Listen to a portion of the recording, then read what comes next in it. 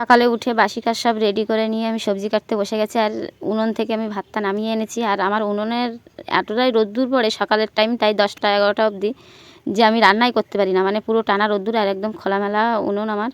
ওই জন্য আমি ভাতটা শুধু নামিয়েছি উনুন থেকে। এখন উচ্ছে আলু ভাজা করব আর কুমড়ো ভাজা করব, সেটা আমি গ্যাসেই করব।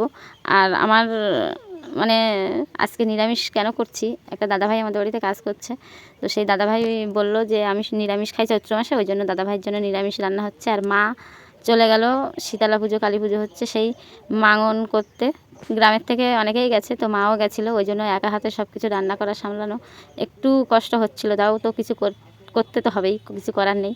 এদিকে আমার উচ্ছে আলু ভাজাটা প্রায় রেডি হয়ে গেছে।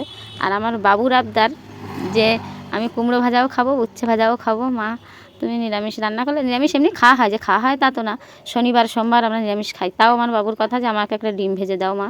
আর বাড়ি ডিম থাকলে তো ছোটোখাটো আবদার তো হয়।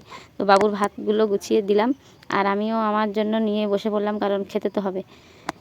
আর অনেকটাই বেলা হয়ে গেছে, খিদেও পেয়ে গেছে। তো যে দাদাভাইটা খাবে, সেই দাদাভাইটা এখনও খায়নি, বলছে যে বৌদি আমার একটু লেট হবে, আমি একটু পরে খাবো। আর দাদাভাইটা কী কাজ করতে এসেছে তোমাদের পরে একটা ভিডিওতে দেখিয়ে দেবো।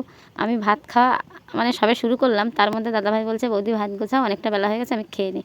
ভাতটা ঢাকা দিয়ে আমাকে দাদাভাইকে দিতে হলো, কারণ সে তো খাবে, সারাদিন কষ্ট করছে। তো দাদাভাইয়ের জন্য ভাত গুছিয়ে দাদাকে দিয়ে আমিও বসে পড়বো। আর তারপরে দুপুরে রান্না আছে, লেপা পোছা আছে। মা বাড়িতে নেই, আমার একটু টাপ তো হবেই, আর কষ্ট তো হবে, কিন্তু করতে তো হবে।